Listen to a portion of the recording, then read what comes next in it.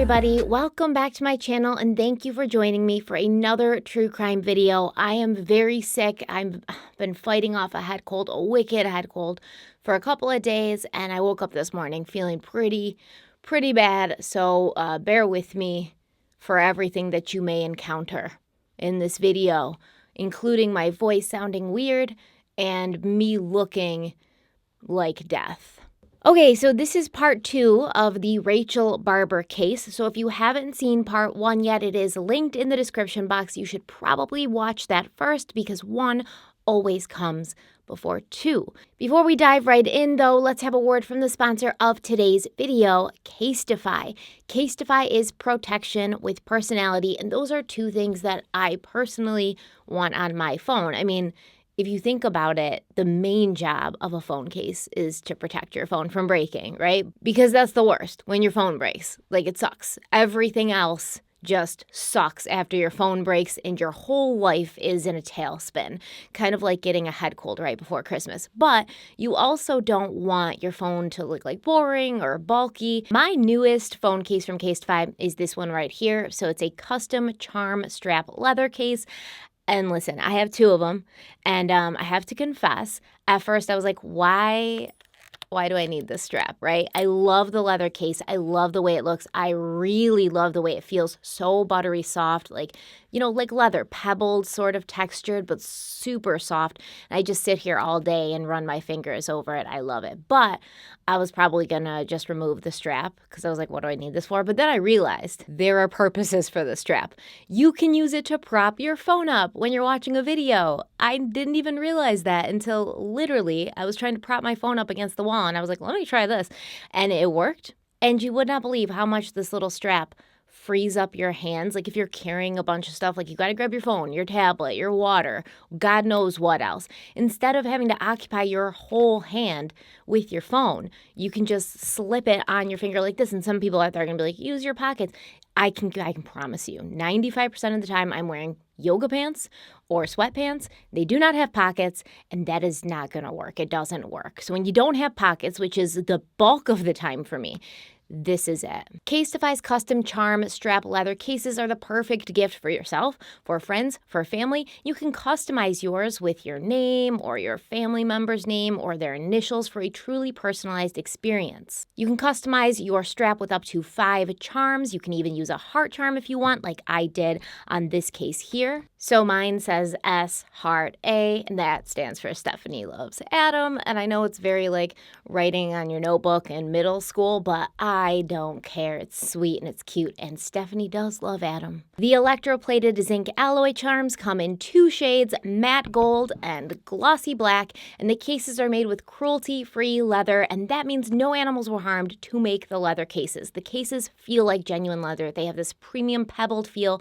but they are 100% guilt-free because Casetify uses consciously sourced biodegradable leather that is cruelty-free, and that is really important to me. I know I keep talking about it. It's really important to me. But if leather isn't your thing, Casetify also has their Impact and Ultra Impact cases, and they are the world's slimmest and most protective phone cases made with a dual layer of shock-absorbing material called Chi-Tech, which is proven to withstand drops.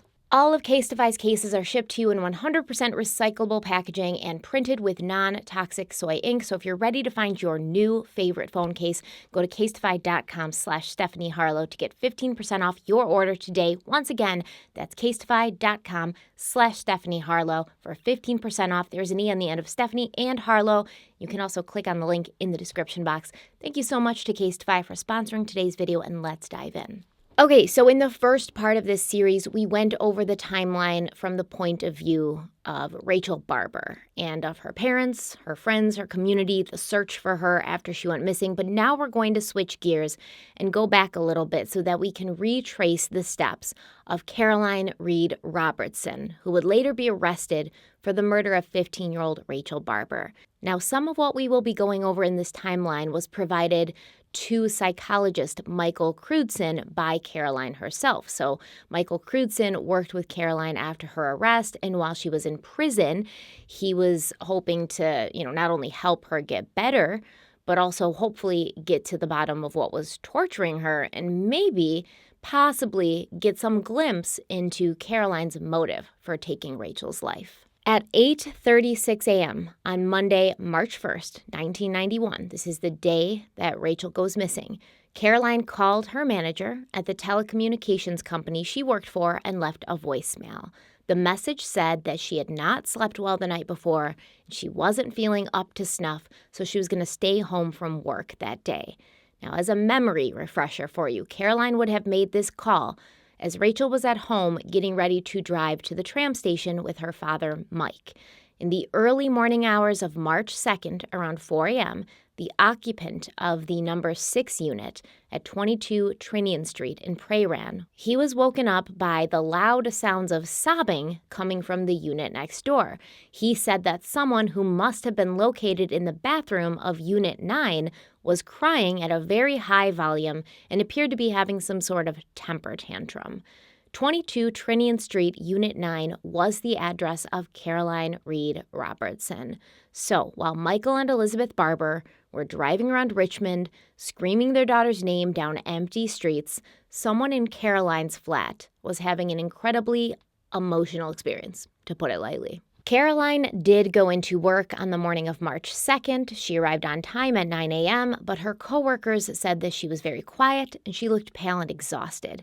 Within an hour, Caroline told her manager she was sick and she needed to go home, so he gave her a lift to her flat. And once there, Caroline made 2 calls to her father, David Reed, one at 10:26 a.m. and one at 10:32 a.m. Both of these calls were placed to the workplace of David Reed. Shortly after this, Caroline's father, David, he traveled to Caroline's flat, which was in his name, to check on his daughter because she had told him she was sick. David said Caroline took a long time to answer the door, but when she finally did open it, he felt that she seemed to be alone inside the flat, but he also noticed that the door to her bedroom was firmly closed. After this, Caroline called a coworker of hers, a woman named Donna Waters. Apparently, Donna owed Caroline $320, and Caroline needed to collect that money now. She told Donna that she needed the money because she was moving some furniture to one of her father's other properties, and the removalist van was arriving the next morning at 9 a.m., so she had to pay the company, and she needed money to pay the company.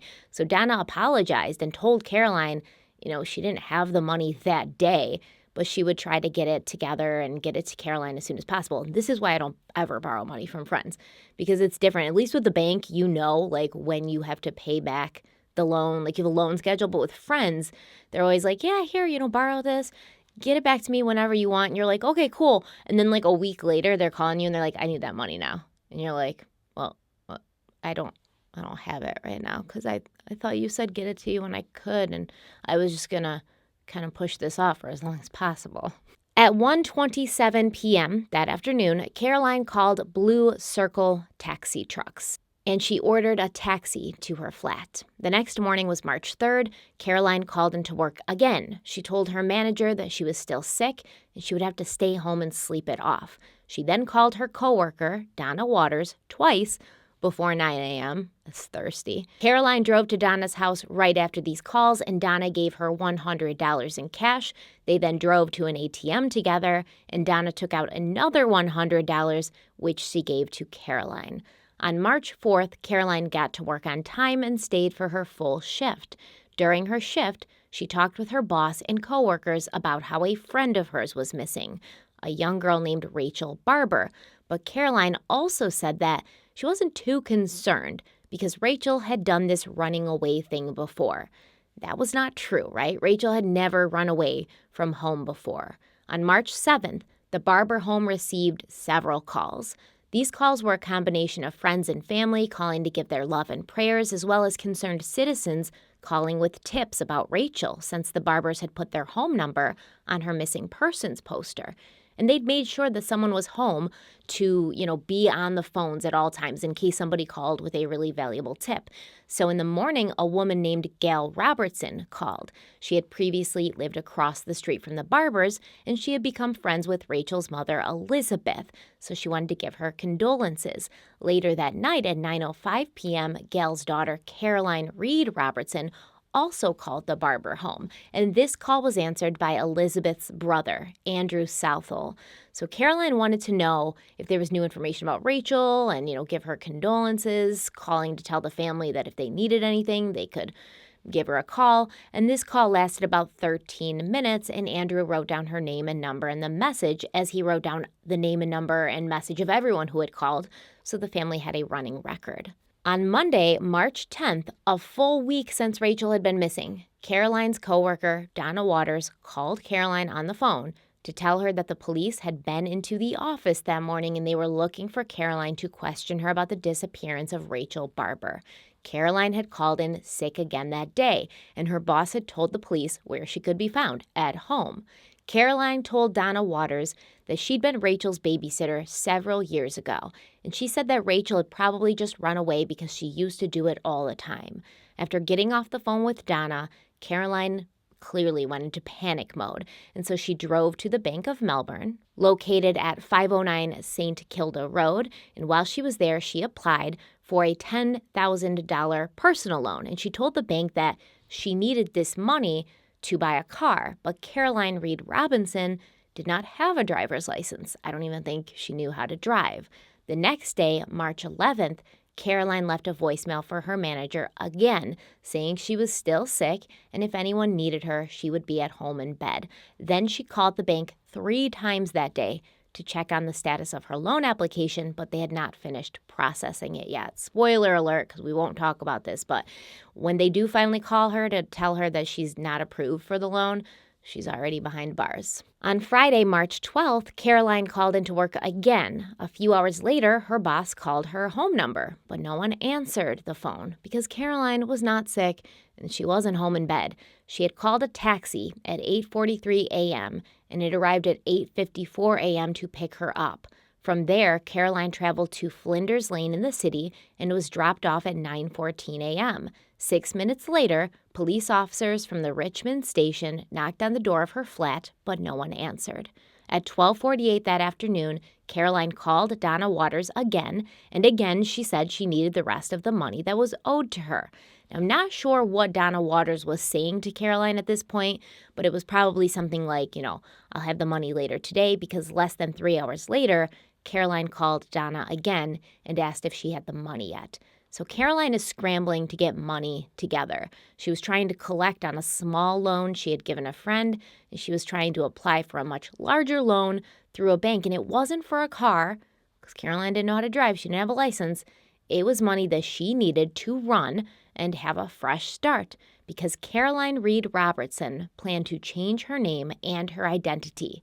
She planned to become someone completely new. Well, maybe not completely new, but new to her. That evening at 5:30 p.m., law enforcement returned to Caroline's flat, and they knocked on the door again, but they still received no answer. So the police went and they got a set of keys to the flat from the building manager, but those did not give them access to the flat either. They couldn't unlock the door from the outside because the deadbolt had been fastened from the inside. The police began calling Caroline's home over and over again, but no one picked up. So they had to end up calling the fire department in order to help get them into the flat. Now, the fire department was able to gain access through an open window in Caroline's bedroom. And when they got inside, the first thing they saw was Caroline herself lying on the floor at the foot of her bed, apparently unconscious. It turns out that Caroline had been suffering from epilepsy since she was a teenager, and it is believed that the arrival at the police outside of her flat had stressed her out so much Caroline had been struck by an epileptic fit. There was also an empty box of hair dye in her bathroom, and Caroline's normally thick, brown hair had streaks of green in it, leading me to believe, and others believe this too, that she was attempting to change her appearance. Detective Senior Constable Neil Patterson of the Missing Persons Unit brought Caroline to the hospital at 6:55 p.m. She was admitted and treated. Now, while this was happening, the other officers began to search Caroline's flat. What they found was shocking and unexpected. It seemed that Caroline had developed a very, very unhealthy obsession with Rachel Barber, and this was discovered when police entered her apartment on March 12, 1999. Caroline's entire flat was complete chaos. Almost immediately, the police found 2 bags of size 8 clothing, and a quick examination of Caroline's closet showed that these clothes were too small for her, but they were a perfect fit for Rachel Barber. She was a size 8. In the kitchen, they found the remains of 2 partially eaten pizzas and 2 full bottles of alcohol that had not been touched. It looked as if Caroline was planning to move or go someplace in a hurry because the flat was full of taped-up moving boxes and half-full moving boxes. There was clothes all over the place. There was things piled up, ready to be packed, and there were notebooks and papers all over. Notebooks filled with writing, notebooks with pages messily torn out, and documents handwritten by Caroline filled with details about Rachel Barber and her family. Now, in the summer of 1998, Caroline had called the Barber home, and she'd gotten Rachel's little sister on the phone, Ashley Rose. Caroline had told Ashley that she needed information about Rachel and her family for a school project she was working on, and she asked for personal details such as their birth dates. Now, Ashley, feeling this was a completely innocent request, she gave Caroline the information. Amongst Caroline's other things, Rachel Barber's birth certificate was found, and it was discovered that immediately after getting her birth date, Caroline had applied for a copy of Rachel's birth certificate. Handwritten notes showed that Caroline had been planning to take Rachel's identity, and then she was going to change her name to Jem Southall. So if you remember, Southall is Rachel's mother, Elizabeth's maiden name, which somehow makes it even more creepy because she was going to take Rachel's identity and then she wanted to change her name, obviously, so she wasn't tracked down. But she still wanted that one tie, that one thread keeping her connected to Rachel. Caroline had even created a backstory for Jem, a personality almost. She had written things like Jem Southall, 16 years old, total revhead. For those of you who don't know, because I didn't, a revhead is someone who takes part in or enjoys motorcycle racing. Caroline was going to change her identity to somebody who was 16 when she herself was 20. And this is a sign to me that she didn't have a good childhood, that she may be, trying to relive her childhood through taking on a different identity. And maybe she thought that she could almost live vicariously through Rachel Barber. Caroline was a young woman who had always wanted to be an actor. And what does an actor do anyways, besides pretend to be someone else for a living? It seemed like the someone else Caroline wanted to be was Rachel Barber. She wrote in one of her notebooks, quote, Rachel was always wild, left to run barefoot in the country, began dating very young, very talented at classical ballet, rebelled and gave up a few times, tried modeling, dropped out of school early, year 9, began new dance school, strikingly attractive, dancer's body, very clear pale skin, hypnotic green eyes, dyed hair lots of different colors, end quote. We can see from the way that Caroline describes herself, obese, ugly, pizza face, big nose, etc., and the way she described Rachel, dancer's body, very clear pale skin, hypnotic green eyes, etc., Caroline thought Rachel was everything that she herself wasn't, and everything she wanted to be. Caroline wrote obsessively about Rachel, like she was studying her. She wrote about her looks, her personality. She speculated about why Rachel did this or why she did that, and she had kept a written record of conversations she'd had with Rachel for years. Caroline also wrote about Rachel's family and family life, claiming that it seemed to be perfect and describing it as white picket fence. And along with this stalker-like dossier that Caroline was keeping on Rachel, she had also written down, with her own hand, a plan to trick Rachel and kill her. The plan was written as follows, quote, on the way to dance school, say that she can't tell anyone that she's meeting me, as I'm not allowed to give the study result to anyone. Ethics, highly confidential, not even your boyfriend/parent. Drug Rachel, toxic over mouth, put body into army bags and disfigure and dump somewhere way out. No car, meet in toilet block, no cameras. People come into the city, maybe to meet friends. Get birth certificate, as we will both go get licenses together.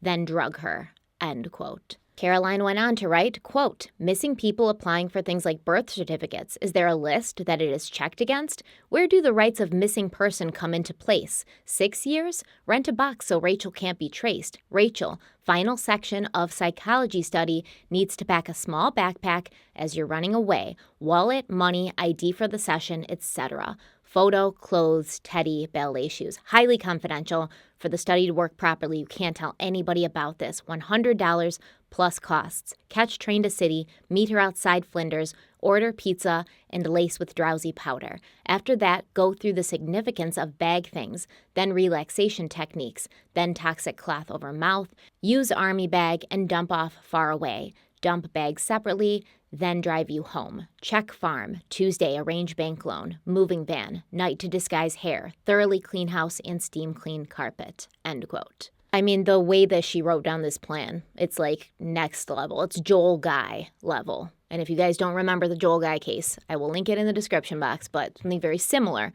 Joel Guy killed his parents, and he wrote down every step of his plan.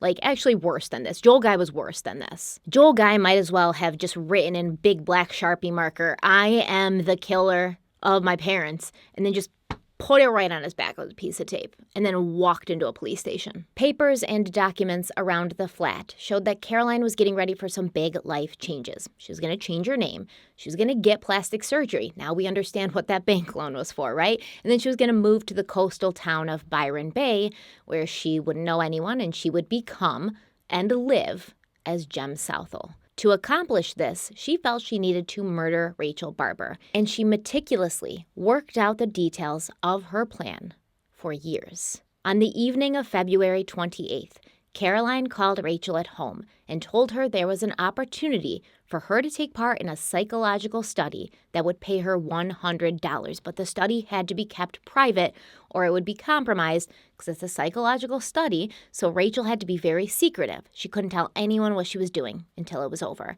And Rachel, poor Rachel, who wanted those damn stupid Spice Girl shoes so badly, she agreed right away. At the hospital, doctors confirmed that Caroline had experienced an epileptic seizure, and just before 10 p.m., she was questioned by detectives. Caroline told the police that she could barely remember anything about the night of March 1st, but she did know that Rachel was dead. It had been an accident, and she had buried her on some property owned by her father, Caroline's father, David Reed. Law enforcement descended on the property the next day, and they talked to neighbors who claimed they had seen Caroline on the property. On the edge of the property by the tree line, they said she'd been dragging what looked to be a very heavy bag into the trees. Police went to the area indicated, which was a small grove of trees on the edge of the property, and there they found a cross that bore the name Lucy. And Lucy was a pet dog of Caroline's who had died, and then the family had buried him in this area, which I guess now had become an unofficial pet cemetery. And not far from where Lucy had been laid to rest, officials found an area of disturbed earth, and it was there that they found the heavily decomposed body of 15-year-old Rachel Barber.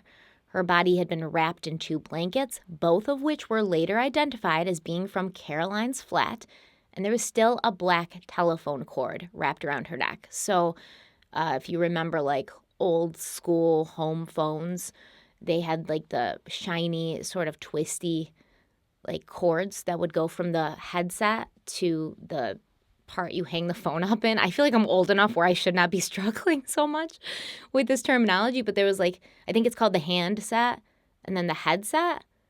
And so the black twisty cord would connect those 2 things. Very antiquated. Nobody really has them anymore. Maybe your grandma or like your weird aunt still does. I know my weird aunt still does. She actually has a rotary phone still, which is so much fun. It's yellow. It's really cool. But this is what Caroline used to kill Rachel Barber. She wasn't planning to just like poison her or make her drowsy with the drowsy powder that she was putting on the pizza. She used her own bare hands and this telephone cord to kill this 15-year-old girl. It's actually insane to think about because you wouldn't look at somebody like Caroline Reed Robertson and say, yeah, I understand how she could be a killer. And obviously, I know that's a generalization and, killers come from all walks of life. But Caroline didn't really fit any of the normal things you would expect to see, especially in a female killer. And she knew her victim. She knew her victim well, right? So Caroline would babysit for Rachel. And Rachel was a much smaller child. And in fact, one of Rachel's friends said that when Rachel was about 12, she had mentioned to this friend how weird it was that her neighbor Caroline seemed to want to be friends with her because Rachel was 12 and Caroline was 17. So this had been going on for some time. And to kill someone you know pretty intimately with your own bare hands for no real, understandable motive. It doesn't make a lot of sense. Dr. Shelley Robertson conducted the autopsy on Rachel's body, and she determined that Rachel had died from ligature strangulation. There was also traces of antihistamine found in Rachel's body, showing that she had been drugged in order to make her drowsy and easier to control and overtake. Now, when the Barbers were notified of what had happened to their daughter, they were obviously distraught and in disbelief. The family gave a statement that they had nothing but compassion for Caroline's family, and they thanked the people who had tirelessly helped search for Rachel, including her boyfriend Manny and her friend Kylie. In Rachel's mother's book, Elizabeth's book, Elizabeth is a writer. That's her career, right? But if you haven't read the book, you definitely should, because there was no way I could fit everything from the book. I just had to kind of put in relevant information. But if you're looking for a good read, this is an excellent one because, like I said, Elizabeth is an author. That's her career, so she's obviously a good writer. But you see in her writing the way that her and her family are coping with what happened to Rachel, even in the initial days of the search. But they're still not losing their humor. They're still not losing their lightheartedness at times. I love that. And I see it a lot. I wonder if it's an Aussie thing, because it was kind of the same in the Phoebe Hansjuk case. And with Phoebe Hansjuk, I actually spoke to Phoebe's mother. What a sweet woman. I spoke with Phoebe's mother, and I could definitely feel that they were just handling this in the best way they could, but they do use humor in order to sort of like take the edge off.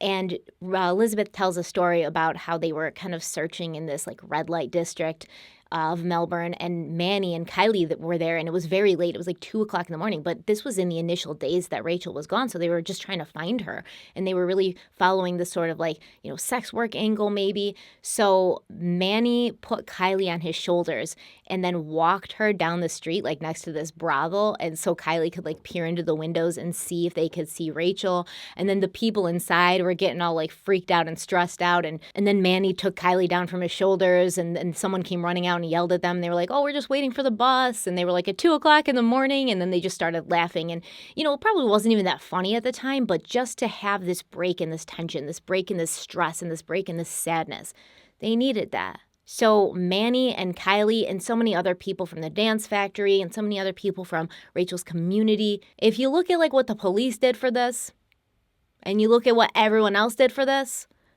there's no comparison. So when asked to comment about what they had now discovered about their daughter Rachel and, their old neighbor Caroline, Elizabeth Barber said, quote, "Rachel's death has put fear into the hearts of many parents. We can protect our children as much as it is humanly possible. We can love and shelter them as they grow up. We can warn them against the obvious dangers and perils of life, but how can we warn them against all people?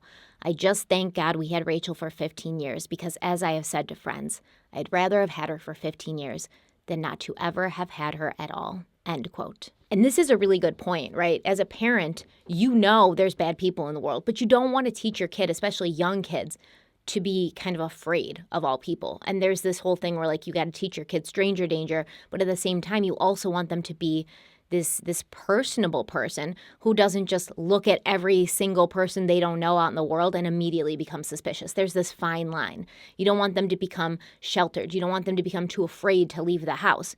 But you also want to let them know that some people are good and some people are bad, and you kind of don't know which one it is until you get close to them. And even then, you might not know. And that's terrifying, right?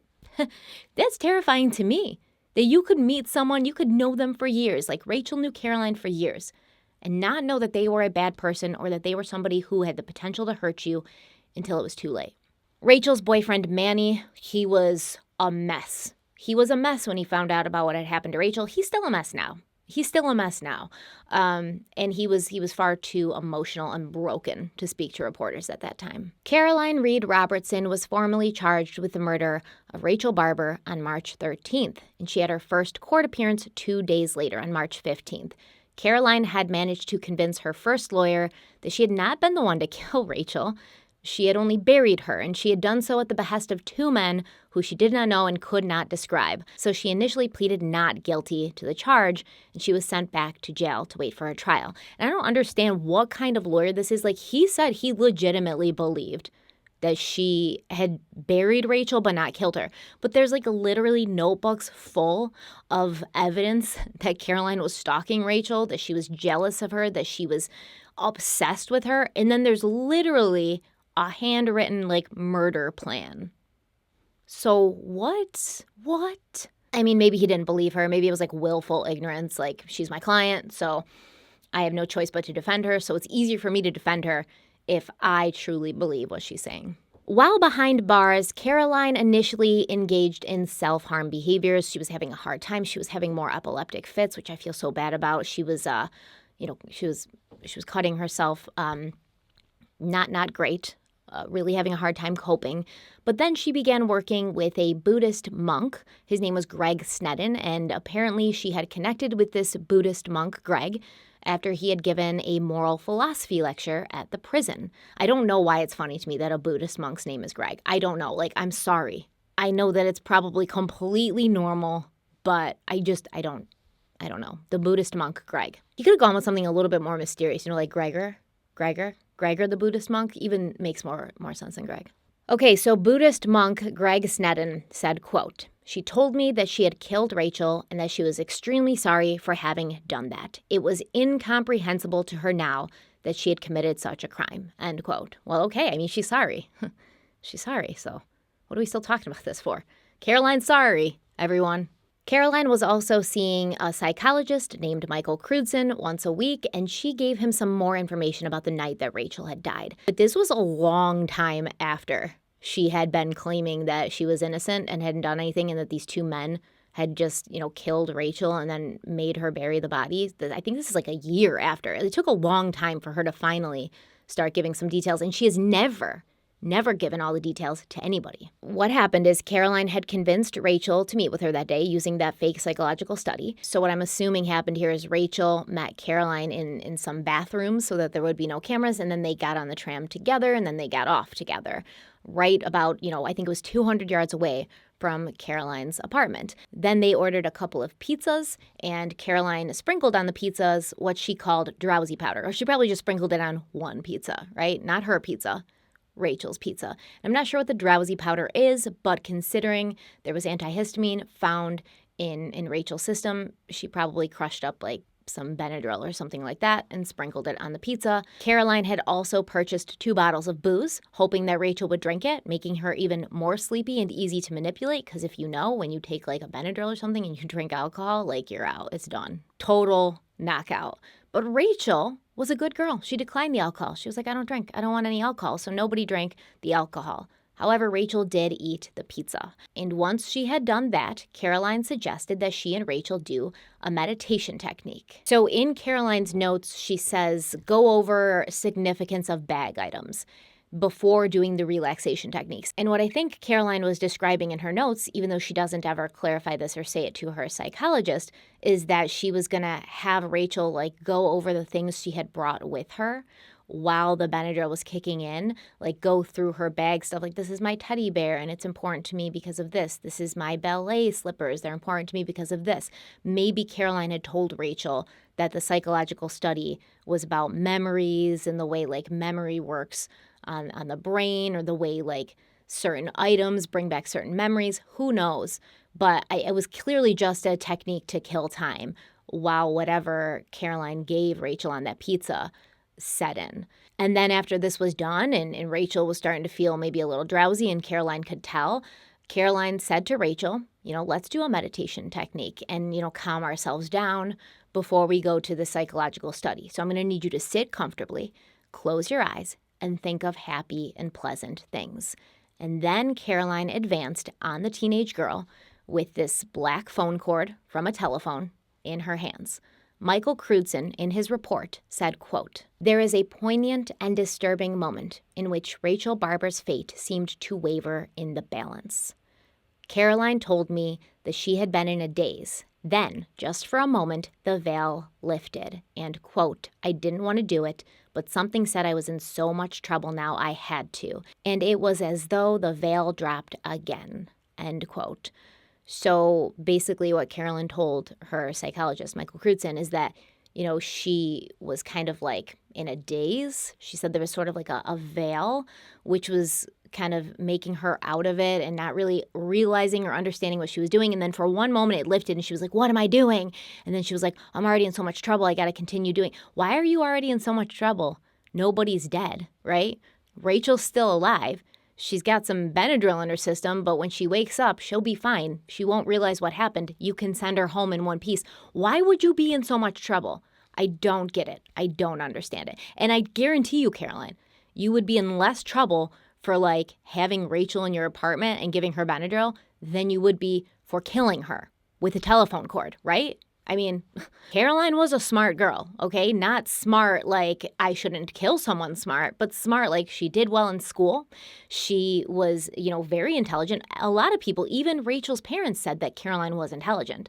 So where's the logical thought process here? It's not happening. So Caroline strangled Rachel with the telephone cord, and then she shoved Rachel's body into a closet in her flat, not even bothering to remove the telephone cord from around her neck.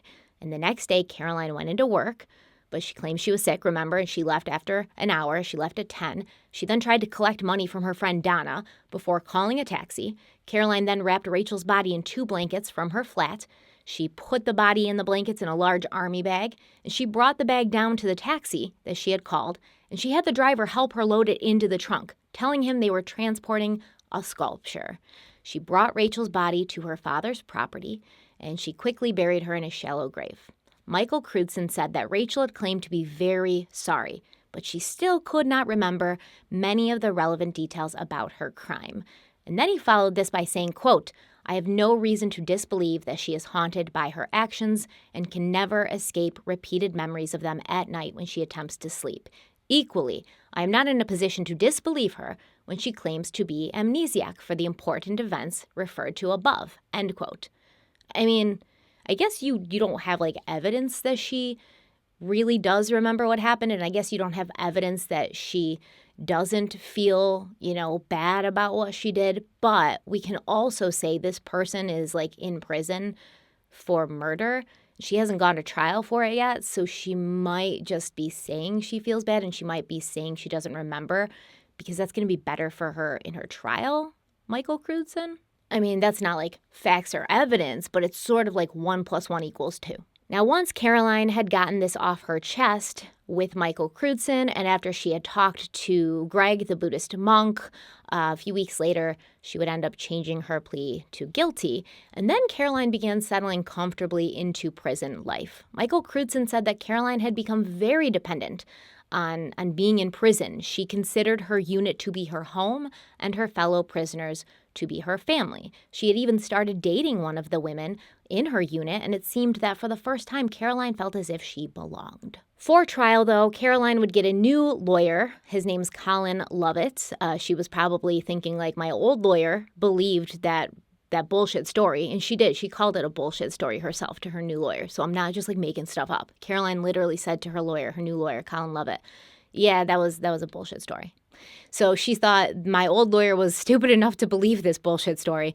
And so I obviously don't want him going into battle next to me. I want somebody who's better. And Colin Lovett is actually a very good defense attorney. And after a long discussion with her new lawyer, she decided to show her face in court and plead guilty in October of 2000.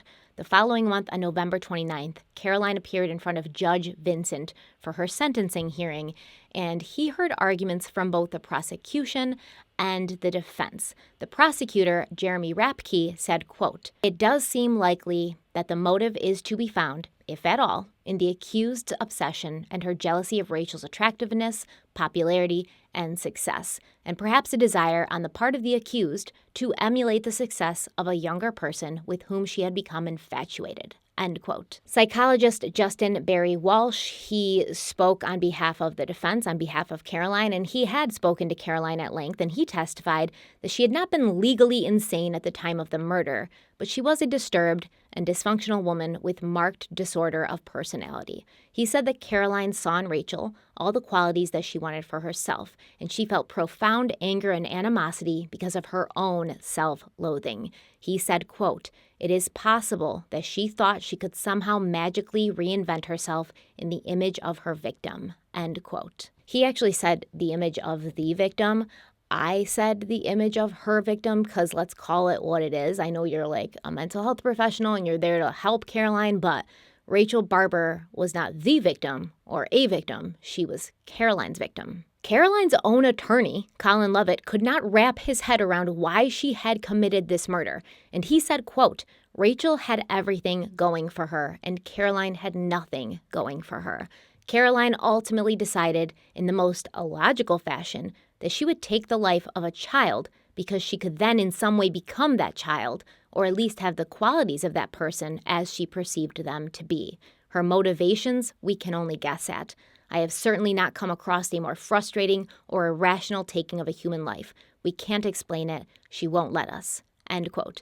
That's Caroline's lawyer. Caroline's own lawyer, who's supposed to be the one defending her, says, "I've certainly not come across more frustrating or irrational taking of a human life." And this guy had been on like 250 murder cases. He can't explain it. He doesn't understand why, even though he's talked to Caroline probably more than most people, and he just still doesn't understand why. Now, Colin Lovett did make some sort of inference that maybe Caroline had been sexually abused when she was younger, but Caroline refused to go down that path with him or in court. She would not allow her lawyer to elaborate on this. When another mental health professional named Jeff Cummins was on the stand, Judge Vincent tried to get him to give more details about this alleged abuse, but Cummins refused, citing patient confidentiality. Judge Vincent commented to Cummins, quote, "If it's placed in the context of a young woman who has been abused from a young age and badly, then the evidence of lack of self-esteem, the nature of her writings, a great deal of the rest of it falls very much into place, doesn't it? Then there is no mystery," end quote.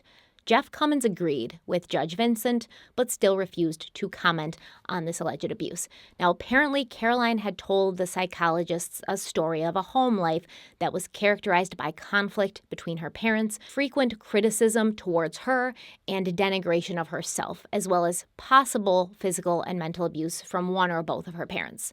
When asked about Caroline, both of her parents claimed that they often found her to be manipulative and even frightening at times. So we don't really know about this abuse. I will say I believe that it's possible. I do definitely believe it's possible because remember in part 1, we read a letter that Caroline had written to her father, David, and she says, "I used to think you were my best friend, but you have hurt me so many times. You've hurt me so badly."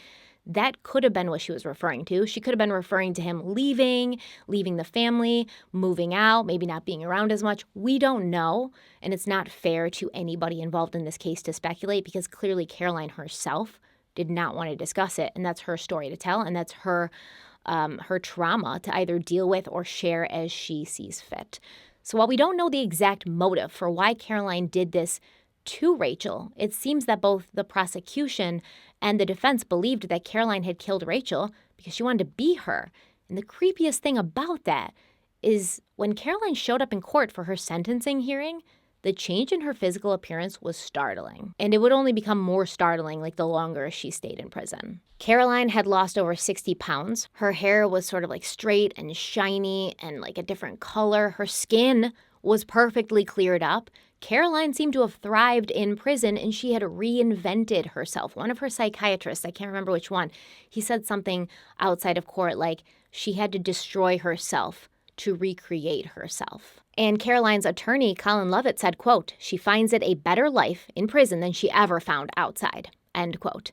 A paper called The Age reported, quote, "Unusually for prison inmates, she had no enemies in jail. She has fitted into Deer Park Prison so well there are fears she will become institutionalized," end quote. And Judge Vincent talks about this in his report and his final statements in his decision.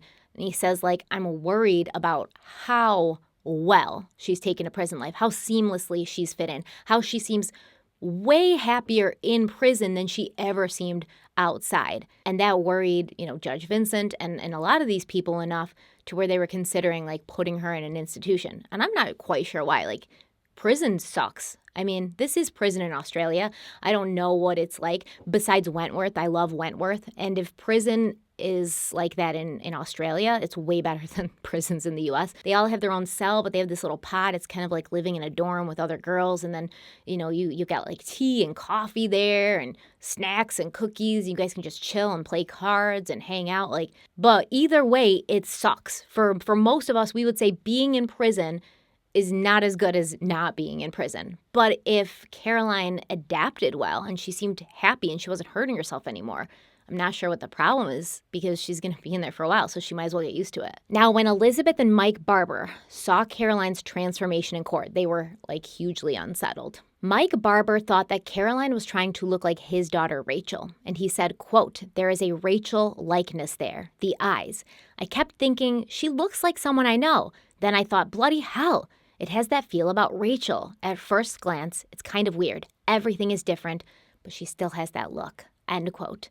Elizabeth Barber felt that maybe Caroline was trying to emulate a woman that she had become friends with in prison, a German cocaine importer named Andrea Maurer. Elizabeth said, quote, "She doesn't look anything like Caroline. I wouldn't have recognized her in the least. She's totally different. She looks like Andrea Maurer. If I was Andrea, I would be worried. That's really creepy." End quote. I mean, I agree. Not that she looks like Andrea Maurer, because I don't know. I don't know any of these people well enough to compare the one photo I have of Caroline with all these other people, but she definitely looks different. Now, let me also say, Caroline Reed Robertson is a murderer. I'm going to be honest here when I say before she lost weight and changed her hair and cleared her skin up, she wasn't ugly. She wasn't obese. She wasn't a pizza face. She wasn't disgusting. She wasn't any of those things that she saw when she looked in the mirror. She was an attractive young woman. She had beautiful, thick hair. She had really pretty eyes. I know she really coveted Rachel's eyes, but Caroline, in her own right, was a very lovely, pretty young woman. And the majority of us, we can't compare ourselves to dancers. Dancers have a specific sort of body. They do. They have dancers' bodies. They're strong, they're slim, they're muscled, but not bulky. Really, nice looking bodies. But they're also, dancing for hours a day, and they're in the gym constantly, and they're doing things and being on diets and eating a certain way to keep that up. And personally, I'll take my body, any day over a dancer's body if I've got to put all that work into it, honestly. We all have different bodies. We all look different. But Caroline wasn't obese or hideous or disgusting or all of those terrible things she said about herself. And maybe the key was just waiting for her to grow into herself. But I do believe that it is a form of body dysmorphia, when you look at yourself in the mirror and you don't seem to see what everyone else sees. Everyone's like, "You're beautiful. I love that." And you're like, "What? I feel like I'm so ugly." I've been there before. So it is a form of body dysmorphia disorder. And I think that it goes away with maturity and, having kids, because then you don't really care about anything because you're too tired to care about anything. So Judge Vincent deliberated, and he came up with a decision. He sentenced Caroline to 20 years in prison with a period of 627 days considered as time served. She would be eligible for parole after 14 years and 6 months. Judge Vincent said he was taking into account the fact that she was a young offender who had no criminal record and that she may have experienced trauma in her childhood. He said, quote, "I have had the benefit of the reports and evidence of an experienced forensic psychiatrist and 2 equally experienced forensic psychologists. However, due either to your inability or unwillingness to provide information relating to a number of aspects of your background and the crime itself, they were able to give only limited assistance to the court.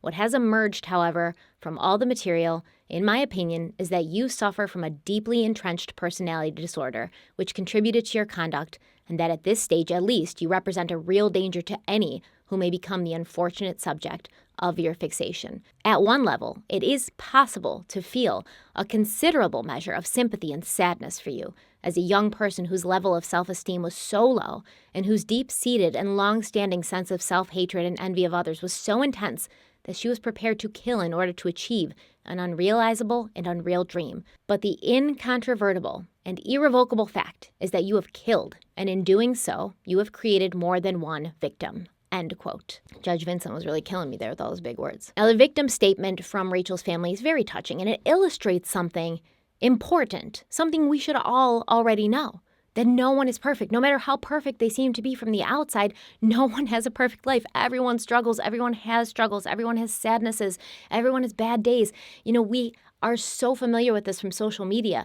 And I personally can say, even me knowing that none of it's real, I still find myself sometimes being like, oh man, you got it made in the shade, lady. Apparently I said this in the 1920s with that very old-fashioned vernacular. I'm so sorry my brain's not working properly today, but I'm serious. Like, you look and you think, oh, these people have it perfect. This woman has 4 kids and she looks impeccable in a bikini, and they live on the beach, right? And they go out and they just shake palm trees all day for fun. And, she's got a huge house and her walk-in closet is the size of my bedroom and things like that. And you start to feel this little, like prick. And then, you push it away and everything because you feel ashamed for even feeling that, because that their life's not perfect. They could be having a fight with their husband. Their mother could be in the hospital. Their kids could be being picked on at school. And they're not going to put that stuff on Instagram and social media, because if they're an influencer or they're like a public personality, they have this thing to project. And I know a lot of the times I don't put stuff that's bad that's happening to me. Stuff happens to me bad every freaking day. Sometimes really bad things, but I don't put that stuff up on Instagram or social media, and I don't let you guys in on that, or I don't let you guys know about that, because I go to social media for an escape. I want to see positive things. I want to see happy things. I want to see things that are going to make me feel better about the world and life. And as long as I can control my envy and my jealousy, if I think somebody's got it better than me, that works, just to see lighthearted things. And in general, I think most people will do that. Most normal people don't just go out into the world and start talking about all their problems. Like, I can't pay my bills. My student loans are crushing me. They're not going out there and telling this stuff to everyone, because they don't want to burden anyone with that stuff. They know that everyone else has their own stuff, and they're not trying to put anything else at their friends and family's door. So this is so important, what this victim impact statement says about Rachel. It read, quote, "It is tragic that in Caroline's naivete, she had never seen a side of Rachel that was not happy. She had never seen the Rachel who struggled academically in school, the Rachel who gave up dance at 13 due to ill health, the Rachel who at 14 told her father, 'I know why I'm so miserable, because I'm not dancing.' The girl who had been afraid to return to dance because she feared the severity of what she wrongly assumed an excellent teacher to be. And finally, her decision to return to dance, but to do musicals and contemporary dance because she was now afraid of her love, ballet." End quote. Rachel didn't have a perfect life. She didn't have it all together. She's a 15-year-old girl, who was just trying to figure it out like the rest of us. She coveted things that she didn't have and couldn't afford like the rest of us. A pair of $100 sneakers that she must have felt were going to make such a big change in her life, such a huge impact on the way she felt about herself, that she wanted them so badly. She went against the current of who she was. She kept secrets from her parents and her boyfriend and her friends, and she trusted someone who had not earned that trust in order to get this pair of shoes that she thought was going to be worth it, right? She thought those shoes were going to be worth it. Why did she think they were going to be worth it? Because a lot of us look at these material things and we say, if I could just have that sweater, if I could just have that handbag, if I could just have this cool new phone, my life would be easier, my life would be better. And we know logically that's not true, but we also know that temporarily it'll make us feel better. And who needs things to temporarily make them feel better? People who aren't perfect and don't have perfect lives. Rachel didn't have a perfect life. She wasn't perfect. For Judge Vincent, he thought that the level of Caroline's premeditation was a huge issue. And he said, quote, "Your planning in this respect possessed subtlety and demonstrates the operation of a devious mind and your possession of considerable manipulative abilities. Your scheme involved a number of steps and some time in its execution, with each action carefully undertaken so as to keep your victim under your control and without arousing either her suspicion or that of anyone else. For my part, I find the deliberation and malevolence with which you acted extremely disturbing, end quote. So Caroline was sentenced, and then she returned to prison, her home, and she fell into the comfort of her daily routine with her family, her fellow prisoners. The Herald-Sun reported that Caroline began dating a fellow prisoner named Annette Chubbs Taylor. Taylor was eventually released before Caroline, but the couple did keep in contact while Caroline was still behind bars, and Caroline became eligible for parole on August 10th, 2013. And at that time, the Barber family, as well as many people in the community, fought to keep her behind bars, and her release was delayed, but not by much. Elizabeth Barber said, quote, "One of my primary fears is I don't even know what she looks like now. Neither do my two other daughters. The Victorian Adult Parole Board won't allow us into any of the parole hearings. How do we know she has rehabilitated? I've heard from inside the prison that she has a volatile personality. What haunts me the most is that before she murdered Rachel, Caroline was asking for help. She had bouts of depression, but her parents didn't give her the attention she needed. Michael and I have beaten ourselves up that we let her family get into our lives. We know she can't stay in jail forever, but the parole board has to be very, very careful with her. They can't make the same mistakes they did with other cases," end quote. The parents of a teenage dancer who was strangled by a family friend 13 years ago have expressed alarm about her murderer's possible release from prison. Rachel Barber's parents warn that Caroline Reed Robertson is a manipulator who may try to trick the parole board. They spoke exclusively to Karen Huff. A brutal murderer who obsessed about pretty Rachel Barber diarised her deadly fantasies, then killed her in a jealous rage. Caroline Reed Robertson is eligible for release next year. I'm really fearful of this. I mean, I spoke to the victims registrar and I said, I don't want Caroline to come looking for us. Reed Robertson was jailed for 20 years in 2000. Her innocent victim's parents have penned a letter of warning to the parole board, which will assess her in July and look at whether she should be released next year. She's a loose cannon and you really don't know which way she's going to go because she's such a good actress. Sentencing Judge Frank Vincent was also concerned about the unusual offender, saying she has a deeply entrenched personality disorder. He said, "You represent a real danger to any who may become the unfortunate subject of your fixation."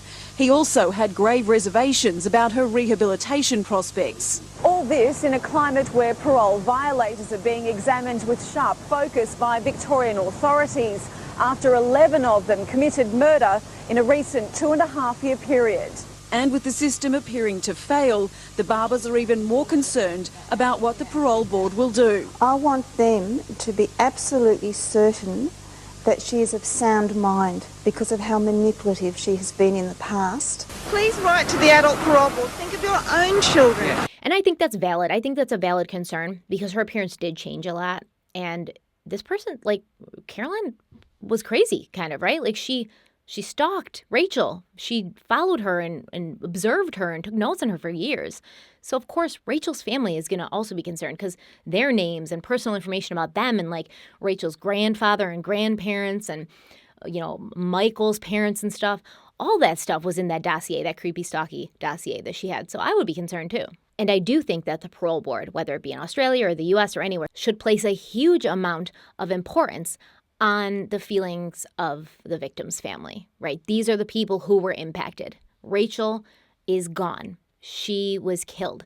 Left behind is her mother and her father and her sisters are so adorable. They loved her so much. I'm going to link some things because one of her sisters, I believe it was Ashley, wrote a blog post about Rachel and how she felt about her. And one of her other sisters, and it may have been the same sister, I'm sorry, I didn't write it down, sang a song for her, In the Arms of the Angel. And you know, there's like a photo collage of Rachel and it's beautiful. So I'll link that stuff in there. But this was a very tight-knit family. They're the ones left behind now with this hole in their family, in their hearts forever for the rest of their lives until they die. So they should have some sort of say, and the parole board should put a huge amount of weight behind how the parents and the family of these victims feel. Just over a year later, in November of 2014, the parole board announced their decision to release Caroline from prison under strict bail conditions, which in my opinion, I don't think the bail conditions are that strict. Here they are. Caroline would have to not break any laws. She has to obey her reporting conditions, and she has to inform her parole officer of any change of address 2 days before any move. Woo! Man, strict. How is she even going to move? I mean, like, she's going to be suffocated by all these strict bail conditions. In January of 2015, after serving 16 years of her 20-year sentence, Caroline Reed Robertson walked out of prison a free woman. And I have to give a lot of credit to the Barber family for being far more understanding and diplomatic about her release than I could ever be. Could never be me. They made a statement that they did not want Caroline to be harassed. They asked that the public give Caroline the opportunity to quietly readjust to life outside of prison. This is very nice of them. Like I said, I wouldn't be out there as because I have a daughter. I have a 20-year-old daughter and a daughter who's almost 5. If somebody killed one of my daughters or my son, any of my kids, if somebody laid a hand on or hurt any of my kids, and then they were getting released from prison, I wouldn't go out, in the public and be like, get 'em, pitchforks, flaming torches, let's go. But I definitely don't think that I would be getting on the news and saying, don't harass this person. Let them live their life quietly and peacefully. I respect it. I'm not saying that what the Barbers did was wrong. I think it's the right thing to do, right? It's definitely the right thing to do morally. And I respect them for that. I'm not that strong, and I am not that forgiving, and I am incredibly petty. Like, if you cross me once, it may take a while. I'll get you back. So I cannot imagine myself ever being that under. But, I also don't know. Maybe losing a child changes you. Maybe it makes you a nicer person, a better person. It makes you more grateful and appreciative for what you have, so you become more, open-minded and more forgiving. Who knows? I don't think I could do it. The Barbers also said, though, that they did not want to speak to her or hear from her because they felt she had never owned up completely to what she did, and she had never shown true remorse. Elizabeth Barber said that Caroline should feel thankful that she lives in a nation where she could commit a crime like murder and then still be given a chance to resume her life outside of prison and then take a different path. It was reported that after getting out of prison, Caroline began living with her girlfriend, Annette Chubbs, and she's kept to herself for the most part. So that's good. Hopefully, her parole officer is paying her regular visits and checking her notebooks to make sure she doesn't have any other detailed handwritten plans of how she's going to, drug and kill someone else for their identity. Let's just hope. But just this year, 2021, I think just a couple of months ago, actually, this case was brought up again in not the best way by an Australian radio personality named Lauren Phillips. So speaking on Melbourne's The Jason Lauren in the Morning Show on Kiss 101, Lauren was describing an argument that she'd had with her boyfriend. So this is like a morning news show, and it's Lauren and this other person, Jace. I don't watch it. I don't live in Australia, so I don't watch it. I just know what I'm talking about from the small amount of research I've done on this one situation. But Lauren and Jace are talking, and on morning shows, you start talking about your life and stuff. And Lauren said her and her boyfriend got into a fight. Apparently her boyfriend's a big dude too, someone who's pretty famous.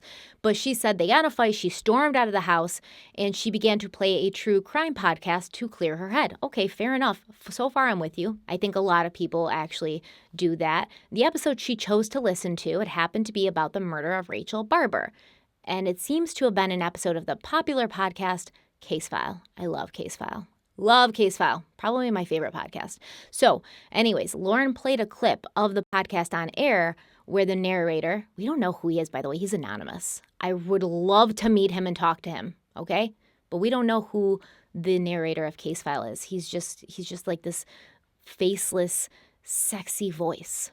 Anyway, the narrator, he was describing in this episode how Rachel was murdered with a telephone cord and then hidden in a closet for 2 days. And then at that point in the episode, Lauren Phillips burst out laughing and she asked, "Am I a psychopath?"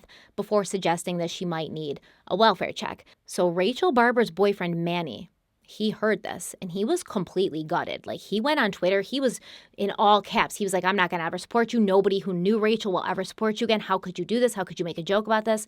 Even this long after, Manny has not gotten over what happened. He's not gotten over the loss of Rachel. I feel so terrible for this kid. So Manny called Rachel's mother, Elizabeth, who called the radio station to demand an apology, saying, quote, "For Rachel's peers and family, nothing less than an explanation and an apology on air will be sufficient so they can learn from their mistakes," end quote.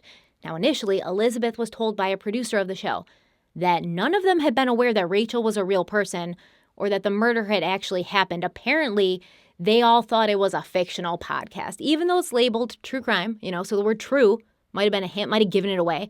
And I have a hard time believing, man, I have a hard time believing that in 2021, there's still people out there who don't know what true crime is.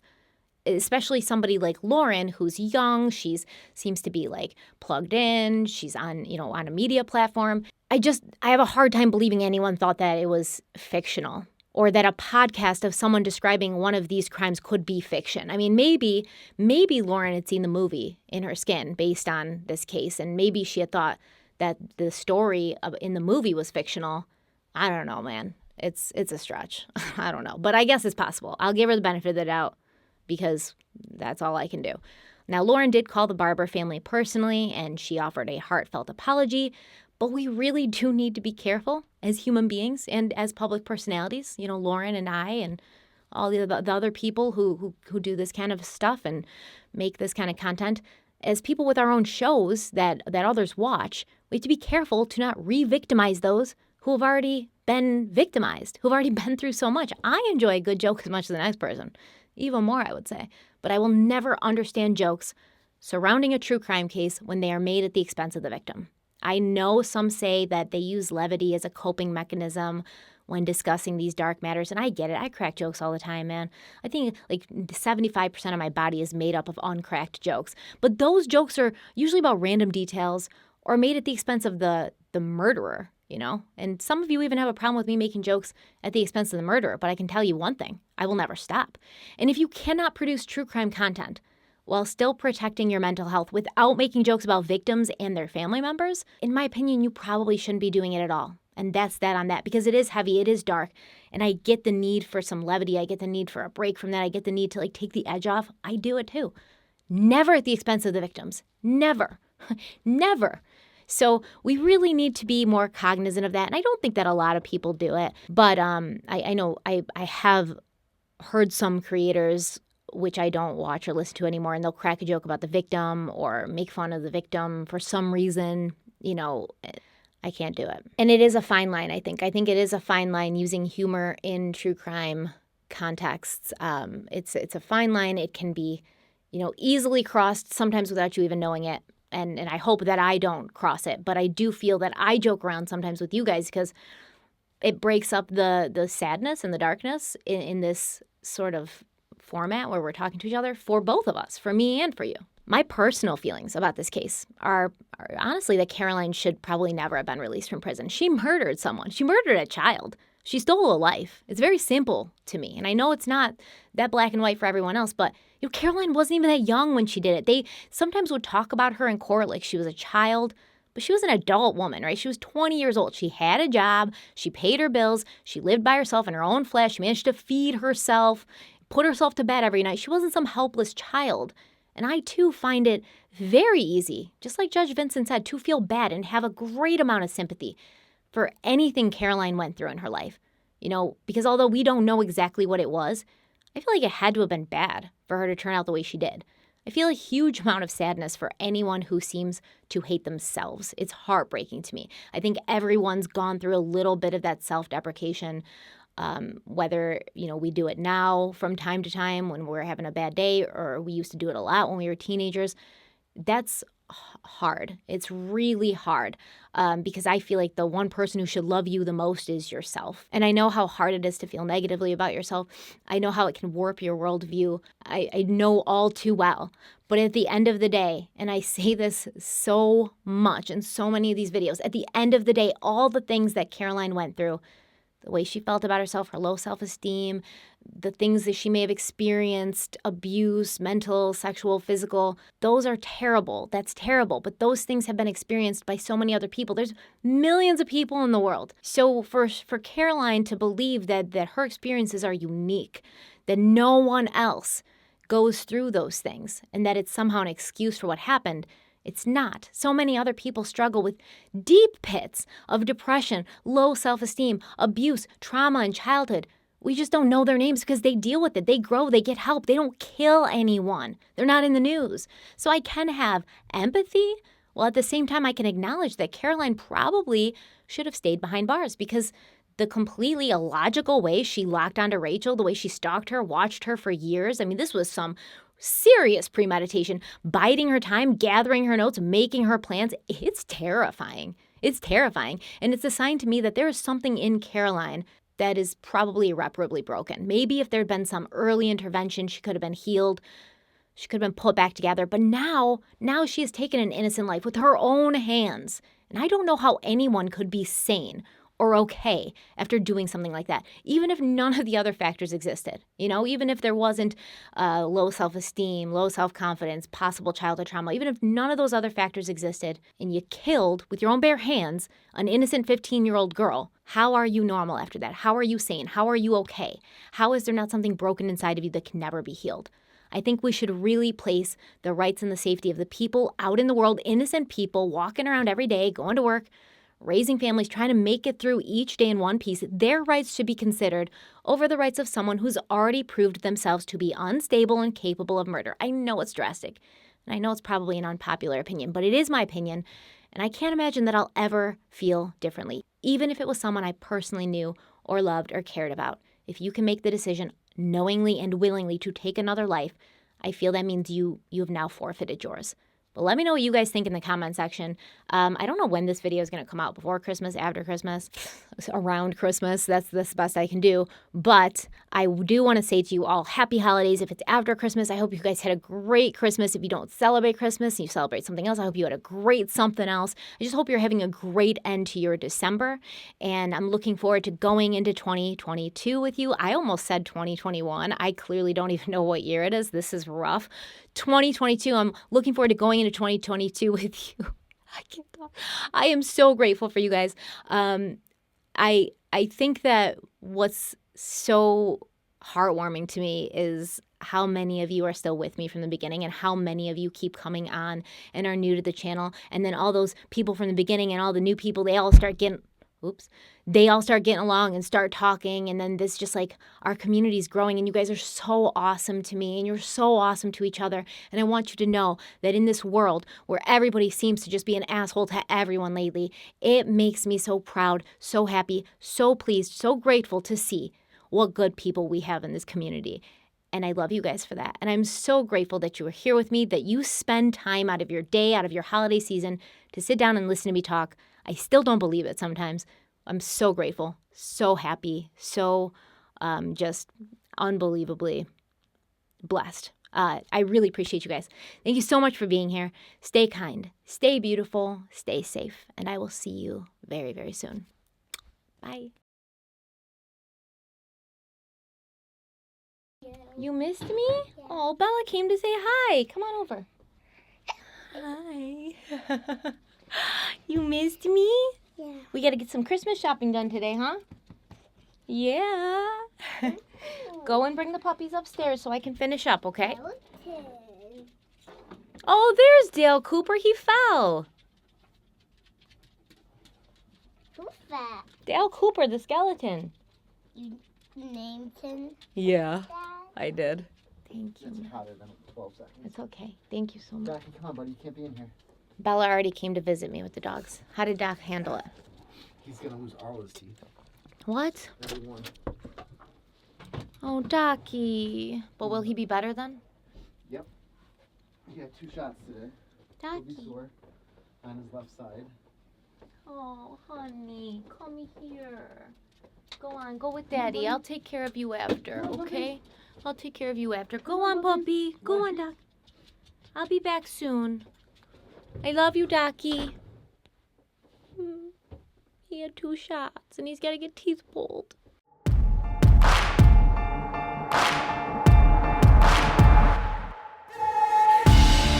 Would a levee don't break now, and the bottle's going straight down, and that river runs deep, the mountains get steep, and the voices getting too loud. All these feelings I've buried, it's looking like a cemetery. They're coming back from the grave, calling out my name, better say a Hail Mary.